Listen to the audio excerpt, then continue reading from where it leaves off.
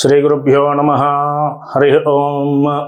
మంగళం కౌశలేంద్రాయ మహనీయ గుణాత్మనే చక్రవర్తి తనూజాయ సార్వభౌమాయ మంగళం. తెలుగు భక్తి మార్గం ప్రేక్షకులకు నమస్కారం. వీడియోలోకి వెళ్ళే ముందు ఈ వీడియోని లైక్ చేసి షేర్ చేసి సబ్స్క్రైబ్ చేసుకోగలరు. ఈ వీడియోని లైక్ చేయడం ద్వారా మీలాంటి మరో 10 మందికి ఈ వీడియో ఉపయోగపడుతుందని ఆశిస్తున్నాము. ముందుగా ఈరోజు తేదీ 30/7/2024, వారం మంగళవారం, తిథి దశమి తత్కాల ఏకాదశి, నక్షత్రం కృత్తికా నక్షత్రం తత్కాల రోహిణీ నక్షత్రం, రాహుకాలం సాయంత్రం 3 గంటల నుండి 4 గంటల 30 నిమిషముల వరకు, దుర్ముహూర్తము ఉదయం 8 గంటల 24 నిమిషముల నుండి 9 గంటల 15 నిమిషముల వరకు, యమగండం ఉదయం 9 గంటల నుండి 10 గంటల 30 నిమిషముల వరకు, అలాగే శుభ సమయం మధ్యాహ్నం 12 గంటల 12 నిమిషముల నుండి 12 గంటల 22 నిమిషముల వరకు.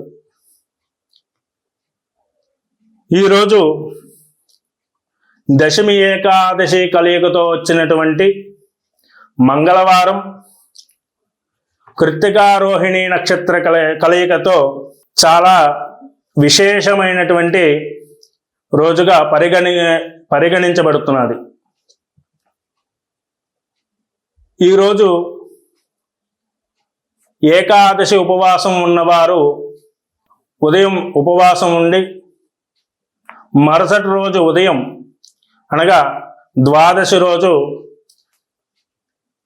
మీ దగ్గరలో ఉండేటువంటి దేవాలయాల్లో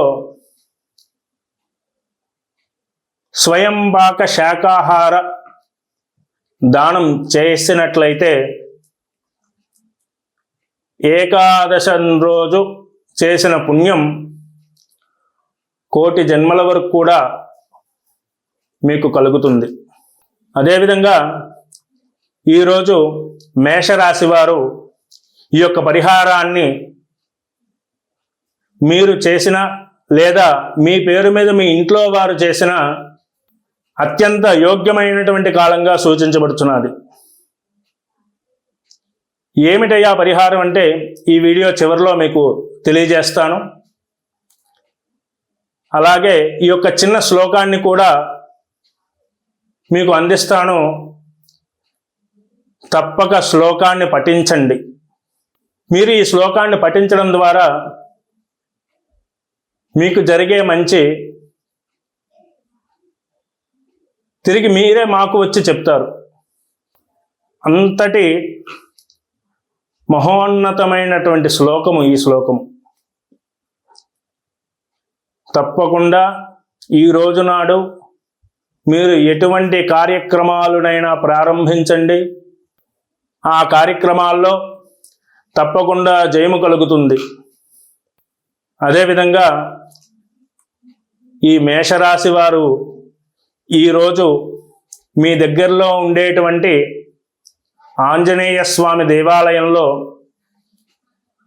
ఒక తమలపాకు మీద 3 ఒత్తులు వేసి దీపాన్ని పెట్టి స్వామివారి యొక్క దర్శనం చేసుకున్నట్లయితే మీరు పట్టిందల్లా బంగారంగా సూచించబడుతుంది. ఒక తమలపాకు తీసుకొని దాని కాడను తీసి ఒక మట్టి ప్రమిదలో ఆముదము కానీ లేదా ఆవు నెయ్యి కానీ పోసి 3 ఒత్తులుగా పెట్టి దీపాన్ని వెలిగించి ఆంజనేయ స్వామి వారి యొక్క అనుగ్రహాన్ని పొందినట్లయితే మీరు అనుకున్న కార్యాల్లో ఖచ్చితంగా దిగ్విజయంగా పూర్తి చేస్తారు. ముందుగా మనం చెప్పుకున్న విధంగా ఈ శ్లోకం అలాగే పరిహారం చెబుతాను, జాగ్రత్తగా వినండి. ఏమిటయ్యా ఈ శ్లోకం అనగా, త్వమస్మిన్ కార్య నిర్యోగే ప్రమాణం హరిసత్తమ హనుమాన్ యత్నమాస్థాయ దుఃఖక్షయకరో భవ. శ్లోకం మరొక్కసారి. త్వమస్మిన్ కార్యనిర్యోగే ప్రమాణం హరిసత్తమ హనుమాన్ యత్నమాస్థాయ దుఃఖక్షయకరో భవ. ఈ శ్లోకాన్ని 27 సార్లు పఠించినట్లయితే మీరు తలపెట్టిన కార్యాల్లో దిగ్విజయాన్ని సాధిస్తారు. అదేవిధంగా మీ దగ్గరలో ఉండేటువంటి ఆంజనేయ స్వామి దేవాలయాల్లో నాగవల్లిమాల అనగా తమలపాకుతో దండను కూర్చి స్వామివారికి వేయడం ద్వారా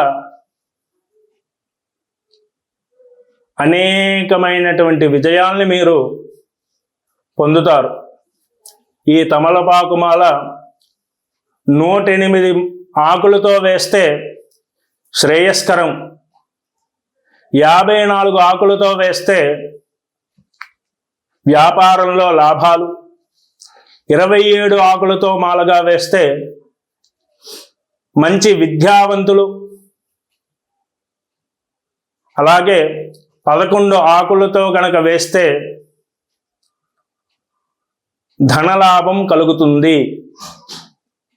కావున ప్రతి ఒక్కరూ ఈ శ్లోకాన్ని పఠిస్తూ ఈ యొక్క పరిహారాన్ని గనక చేసినట్లయితే అనేకమైనటువంటి విజయాల్ని మీరు సంపాదిస్తారు. స్వస్తి.